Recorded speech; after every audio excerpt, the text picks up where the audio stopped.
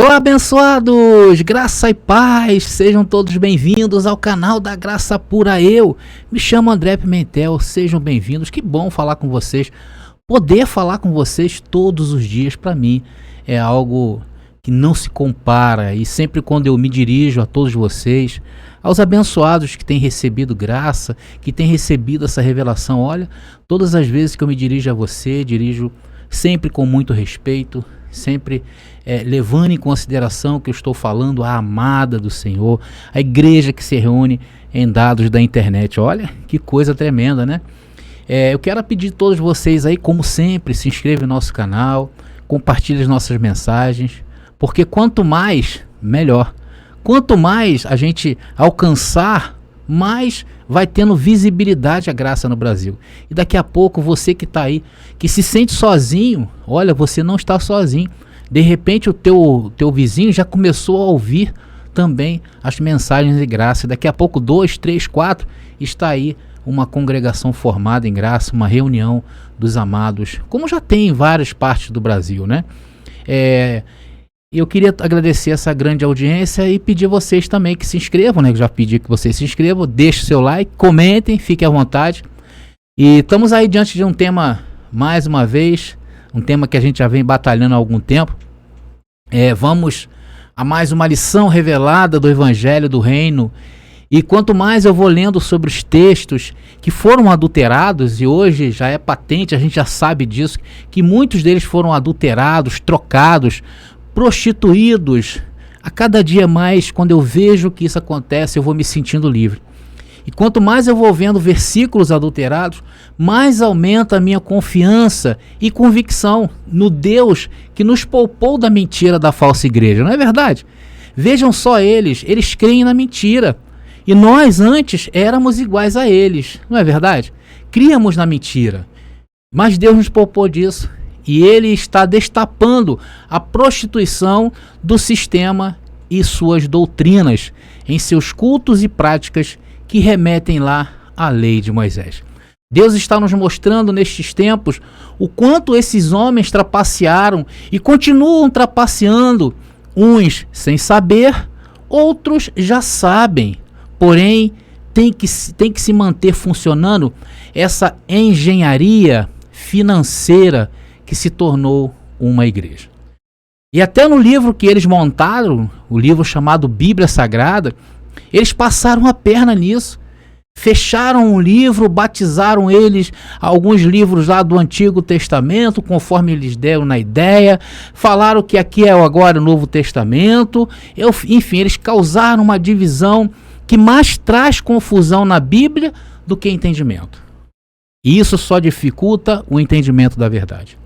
Ignoram livros importantes que eles batizaram com esse nome feio de apócrifos, não é verdade? Eles satanizam os livros apócrifos. E tem gente que fala pela ignorância que esses livros apócrifos são do inferno. E quem já os leu sabe que não é assim. São livros riquíssimos na história. Livros que trazem muitas verdades ocultadas pela falsa igreja. E assim vai seguindo o povo, achando que nós da graça é que estamos errados. Quando viemos a público, a canais iguais a este, e dizemos que este livro, a Bíblia Sagrada deles, foi adulterada. E eles se sentem defensores da palavra. Vocês já viram os comentários que eles fazem no canal? Não são defensores. São defensores de uma doutrina de homens. Eles não sabem o contexto, não respeitam o tempo que foi escrito, ultrajam as línguas originais. Tudo isso para manter esse movimento falso de pé. E glórias a Deus que Ele tem levantado um povo de olhos abertos, que sabe a sua posição, tem convicção e confia no Senhor. E esse povo, que segundo o censo do IBGE, somam 12 milhões de joelhos que já enxergaram um sistema mau e cruel de homens pervertidos no entendimento e que transtornam casas inteiras. Eu sei que muitos saíram e estão isolados, estudando a palavra. Muitos eu sei que estudam ainda pela dinâmica do sistema, sustentando as falsas doutrinas. Mas eu recebo que esses 12 milhões de abençoados que já tiraram os 2 véus mais perigosos, o primeiro, os templos que nos enfeitiçam e a liderança que nos hipnotizam. Eu recebo que esses abençoados, em uma hora ou outra, as escamas lhes cairão dos olhos e se juntarão a nós. A nós que já estamos de braços abertos, esperando quando eles tirarem o pior veneno do sistema, que são as suas doutrinas infernais. Aí sim, quando isso acontecer, esses abençoados se verão em graça, como nós também.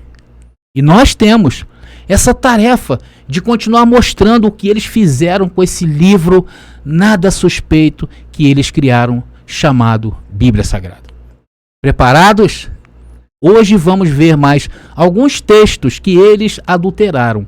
Alguns versículos são bem tranquilos, ok? E outros aí um pouquinho mais complexos que nós vamos desenvolver nessa mensagem. Preparados mais uma vez? Graça neles e em nós primeiro.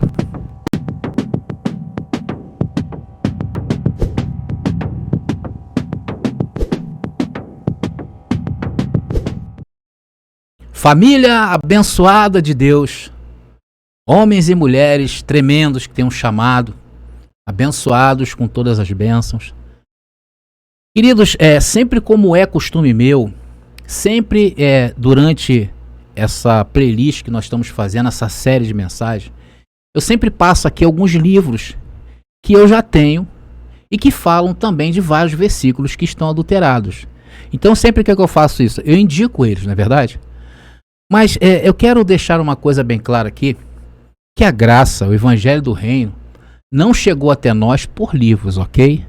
O Evangelho é feito de revelação da própria palavra.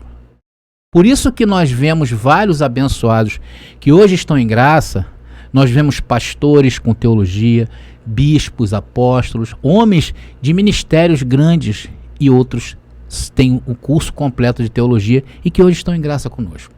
Como vemos também aquelas pessoas que de forma humilde foram revelados a essa grandeza.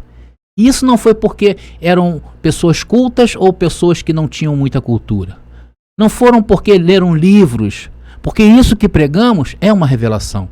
Tanto para aquele que desenvolveu uma cultura maior, como aquele que não teve a oportunidade de desenvolver uma cultura. E essa revelação, quem passa é Deus, e não livros. E não o irmão André Pimentel, e não a graça pura. Isso tem que ficar bem claro. Sabe por quê, queridos? Tem muita gente que mesmo em graça, fica aí na espreita, né, esperando alguma coisa para tacar pedras em nós. Isso acontece. Mas nós, abençoados, não devemos nada a ninguém. Nós fazemos um trabalho sério, um trabalho limpo, e entendemos que podemos sim buscar ajuda nos livros. Por que não? Porque a história está a nosso favor. Eu tenho trazido temas e mostrado isso para todos. Nós temos mostrado que a história está contra o sistema religioso. Então, queridos, deixem que as línguas se batam. Cada um tem que saber aquilo que está plantando. Então eu sempre trago, nessa série de mensagens, livros que eu acho interessante, e isso reforça aquilo que estamos falando. E nesta série de mensagens que estamos trazendo a este canal, que é mostrar os textos adulterados da Bíblia Sagrada, eu vou deixar o nome de 3 livros que eu recomendo, tá? São 2, bem da verdade são 2 hoje.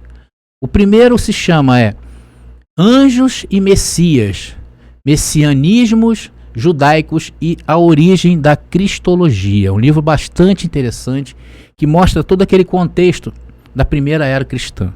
É preciso entender aquele momento ali. Porque a igreja não fala muito dessa primeira era. Ali começou a se formatar o sistema religioso e aqueles que são os da verdade, os da graça. E o segundo que eu quero deixar aqui para vocês é bem conhecido, o autor é o Flávio Josefo. Ele é um historiador muito importante, né? Foi muito importante. O livro chama-se Guerras Judaicas. Outro livro que vai dar muita base para vocês, ok? Se os abençoados quiserem, eu vou deixar lá num post do Facebook da Graça Pura. É só ir lá, tá? Que você vai ver lá onde vocês podem adquirir esse livro. A gente não ganha nada aqui, é mais para a cultura de vocês aí, tá bom? Se vocês desejarem adquirir esse livro, principalmente esse das guerras judaicas, tá legal? Nós temos também um livro aqui da da Graça Pura, o nosso e-book falando sobre o inferno, tá? Isso aí no WhatsApp os abençoados me procuram aí, que a gente manda para vocês, tá bom? Então, lembrando que nós estamos quase chegando ao final dessa série, e conforme eu havia falado a todos aqueles que estão anotando essas letras que aparecem aí no canto inferior direito do vídeo, se preparem, anotem, abençoado, porque os 20 primeiros que me mandaram a sequência das letras nos vídeos, quando acabar a última mensagem, eu vou estar mandando para vocês um e-book que foi criado sobre estes temas que nós temos apresentados, que são os textos adulterados na Bíblia.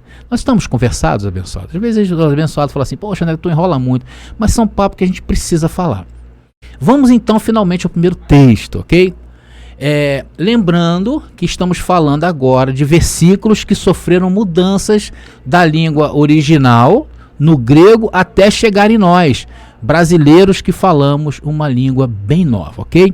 Então o primeiro versículo de hoje se encontra em Marcos capítulo 1, versículo 2. Vamos ler primeiramente a Bíblia de Jerusalém, depois eu vou trazer uma outra versão, eu vou falar um pouquinho dessa versão que eu vou trazer, ok? E diz assim, olha: Eis que envio o meu anjo diante de ti, ele prepara o teu caminho. Aqui está se referindo a Jesus, tá bom? Então nesse texto aí, ele foi mudado. Então ele foi mal traduzido para o português. Então eu peguei a Bíblia na tradução João Ferreira de Almeida, numa versão chamada Nova Versão Transformadora, e ficou assim, olha: Ele é uma voz que clama no deserto. Preparem o caminho para a vinda do Senhor. Abram a estrada para ele. Queridos, só um ponto a salientar sobre essa versão que eu trouxe, que eu nunca falei sobre ela, né? Segundo a própria detentora desta Bíblia, que é a editora Mundo Cristão, que eles têm lá direitos autorais, por isso que eu falei. A editora Mundo Cristão, ela diz assim lá no seu contexto: o português moderno, utilizado na nova versão transformadora, é um facilitador da compreensão das escrituras sagradas. Então, como eles estão dizendo, é um facilitador da compreensão. Só que essa facilidade, a gente coloca uma dúvida. Se nós notarmos, não existe muita diferença entre aquela que eu li de Jerusalém e essa nova, não é verdade? Somente alguns acréscimozinhos. E estes acréscimos aí estão de forma até inocente. Porém, a máxima é: se a gente não começar a se engasgar com esses fiapos de espinha, essas arestas, isso significa que estão preparando o terreno para enfiar toda a espinha em nossas gargantas. Por isso que Deus está destapando para os salvos na mente, porque aqueles que estão no sistema de cegos, eles vão engolir espinha e vão engolir o defunto inteiro. Mas Deus está revelando. Então vemos aí realmente uma facilidade para se entender melhor o texto. Porém, com essa ressalva que eu falei, onde começa a se alterar algo, e se todos nós calarmos, ou se submetermos a isso, nós daqui a pouco vamos começar a acreditar em outras coisas. É o que acontece com o sistema religioso. Vamos ao segundo texto, Marcos capítulo 1, versículo 11. Abençoados, mais um texto que parece tentar dar um realce nas coisas de Jesus de Nazaré. E estes tipos de coisas, de se ajeitar o ministério de Jesus de Nazaré, põe em dúvidas todo o ministério de Jesus de Nazaré. Por esta razão, presta atenção que eu vou falar, por esta razão que nós hoje vemos ateus fazendo a festa em cima das Escrituras. Por conta desse jeitinho que os homens estão dando para tentar realçar um ministério que não precisa da ajuda do homem. Abençoados, queridos, amados, Jesus de Nazaré não precisa de colocar nada sobrenatural sobre a sua vida, a sua história. O ministério de Jesus de Nazaré está aí para ser entendido e não mistificado com coisas sobrenaturais. Então vamos ler primeiro na Bíblia de Jerusalém, depois eu vou ler na nova versão transformadora. E diz lá, E ouviu-se dos céus uma voz: Tu és o meu filho muito amado, em ti ponho minha afeição. O contexto dessa passagem está relatando o batismo de Jesus nas águas para o cumprimento da lei de Moisés, ok? Vamos ler agora na nova versão transformadora. E uma voz do céu disse: Você é meu filho amado, que me dá grande alegria. Então notem, abençoados, que há uma pequena diferença entre o final ali, quando fala me dá grande alegria na versão transformadora, e na de Jerusalém fala em ti ponho minha afeição. Existe uma pequena diferença aí, mas nós vamos realçar essa diferença. Por exemplo, abençoado, afeição é uma palavra que ela tem uma ligação afetiva, sentimento amoroso em relação a afeto, afeiçoamento. Já a alegria quer dizer um estado de viva satisfação, de vivo contentamento, regozijo, júbilo e prazer. Alguns dos senhores devem estar se perguntando assim: mas André, isso não tem muita importância. Isso é muito pouco para desconsiderar uma passagem por isso. Abençoados, primeiro, ninguém aqui está desconsiderando nenhuma passagem, tá legal? Aqui nós estamos trazendo o texto e mostrando a vocês como as coisas vão se transformando pelo homem. A palavra afeição, dentro desse contexto, é muito mais contextual do que alegria. A alegria, queridos, é um estado passageiro. Felicidade é um estado permanente. Nós somos felizes. Agora, há momentos na nossa vida que estamos alegres ou momentos tristes. Mas isso não quer dizer que nós deixamos de ser felizes. Feliz é um estado permanente. Será, abençoados, que estão trocando o que é permanente por algo passageiro? Será que o espírito é esse? Abençoados, se vocês perceberem, não é isso. Para aquele que está hoje no sistema religioso, para aquele que frequenta o sistema religioso, eles estão cada dia menos contextual. Hoje, as falsas igrejas estão se tornando clubes sociais, clubes de alegrias passageiras em troca de uma felicidade permanente. Pensar que isso não faz a diferença é querer tapar o que está acontecendo nos dias de hoje, abençoados. Estão descaracterizando tudo. Estão descaracterizando o sexo. Estão descaracterizando as relações humanas. Estão descaracterizando o amor. Estão descaracterizando a Bíblia. Notem o que está acontecendo nos dias de hoje. Isso é motivo porque, ao vermos coisas simples como essas, e não conseguimos ser sensíveis a isto. É isso que está sendo implantada hoje dentro das pessoas. O espírito hoje do momento atual do mundo é esse. Estão descaracterizando tudo. Por isso que nós devemos estar atentos. É uma pequena coisa? Sim. Mas vocês notem que faz uma grande diferença. Sim ou não? Mas vamos prosseguindo, querido. Vamos ao terceiro versículo. Ainda em Marcos, capítulo 1. Esse Marcos, hein? Marcos, capítulo 1, versículo 41, que diz: Jesus compadeceu-se dele, estendeu a mão, tocou e lhe disse: eu quero ser curado. Aqui está falando da cura de um leproso. Então, aí, o texto alterado, que eu vou mostrar agora para vocês, não mostra muita coisa. Mas antes vamos ver a versão transformadora, tá? Vamos ver agora a versão transformadora. Diz assim: cheio de compaixão, Jesus estendeu a mão e tocou nele. Eu quero. Respondeu: seja curado e fique limpo. Então, os dois textos estão iguais, certo? Sim, estão. Então, André, qual o problema aí? Abençoados, vamos então ler como está na língua original em grego esse versículo e vamos notar onde mexeram, ok? Vamos lá ler no versículo original. Cheio de ira, Jesus estendeu a mão e tocou nele. Eu quero. Respondeu: seja curado e fique limpo. Aí você me diz assim: André, tem certeza que Jesus está virado? Sim, queridos, calma. E não entendam isso como um pecado ou uma coisa negativa, tá? Aqui eu vou passar para vocês o contexto. Olha só. Todos nós, hoje, nos dias atuais, nós ficamos irados quando vemos como são tratados os idosos, por exemplo, e nesses lugares onde estão se aplicando a vacina. Vocês souberam das vacinas de vento que deram em alguns idosos. Eu acredito que todos aí estão antenados com isso que está acontecendo. Eu vou te fazer uma pergunta. Isso te deixou feliz? Claro que não. Nos deixou o quê? Irado com isso.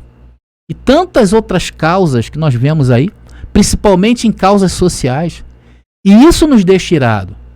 Porque nós, brasileiros, éramos para sermos tratados nesse país como reis. Porque nós pagamos os nossos impostos e pagamos alto por isso. E quando vamos ver o que volta de benefícios para nós, é quase nenhum. Então Jesus aqui também passava por esse momento de ira, por causa da condição em que vivia o seu povo, o caos social instaurado nessa época de Jesus de Nazaré. Uma pessoa leprosa, ela era marginalizada nessa época, devendo viver fora da cidade, longe do convívio social, por motivos higiênicos e religiosos. Estou deixando a referência para vocês verem onde está escrito isso aí. Então, quando Jesus vê aquele homem andando na cidade, Jesus fica irado contra uma sociedade que produz a marginalização. Por isso, o homem curado devia apresentar-se para dar testemunho contra um sistema que não cura, mas só declara quem pode ou não participar da vida social. Jesus era contra isso. Essa era a ira de Jesus. É claro, abençoados, que se jogarmos essa palavra ira nesse verso e não explicar o contexto, fica parecendo algo muito horroroso. Mas quando nós explicamos, as coisas começam a fazer sentido. Porque eles não mantiveram o original. Por que eles não fizeram isso? Porque eles não explicaram isso sobre esse versículo. Mas como eu falei, trocaram o que é eterno por aquilo que é passageiro. Então o sistema, o que acontece? Ele cria facilidades para fazer o texto bíblico se adequar ao ser humano. E isso é errado. E não fazem o ser humano se adequar ao texto bíblico. É isto, abençoado, que o sistema faz. Mas nós, em graça, não criamos facilidades para se entender. Ou seja, nós aqui não adequamos o ser humano ao texto.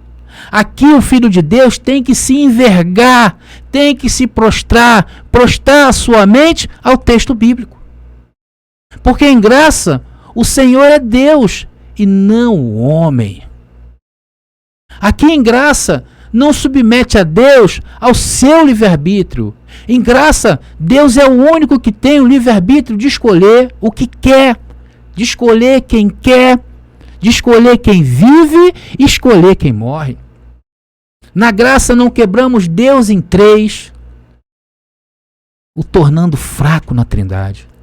E o homem em sua religião cria facilidades, ensina negociata. Aqui Deus é único e não há três, há um só. Aqui a tua mão levantada para aceitar não vale nada. O seu banho na piscina para se batizar não vale nada. Em graça o seu jejum é abominável para Deus, ele não aceita e em graça não vale nada. Em graça a sua santa ceia do Senhor é abominação e não vale nada. Porque em graça não se enverga os textos bíblicos para satisfazer a vontade do homenzinho de paletó e gravata. Aqui em graça o texto bíblico é que nos enverga e nós, como os filhos saudáveis e obedientes, nos curvamos a estas verdades. Por isso que nós rompemos com as suas falsas igrejas, rompemos com seus falsos líderes, rompemos com suas catedrais carregadas de diferenças sociais, onde só vale aquele que tem dinheiro para o dízimo, e quanto maior o dízimo, mais eminência tem o irmão. Jogamos fora seus louvores podres, cheios de egocentrismo, e decidimos seguir somente ao Senhor. Fizemos igual ao nosso amado irmão Paulo. Consideramos tudo o que aprendemos no sistema religioso como esterco para poder ganhar a Cristo. E hoje nós nos encontramos em graça, livres, e a cada dia que surge uma nova suspeita de um versículo bíblico, a gente vai lá e coloca a luz da graça. Estamos chegando ao fim de mais uma mensagem, e nesses 3 versos já nos deu uma certeza que a melhor coisa que fizemos em nossas vidas foi dizer não à falsa religião, que trocou o eterno por alegrias passageiras. E essa alegria tem custado a vida de milhões de inocentes mortos por essa falsa igreja que está na terra há 2000 anos.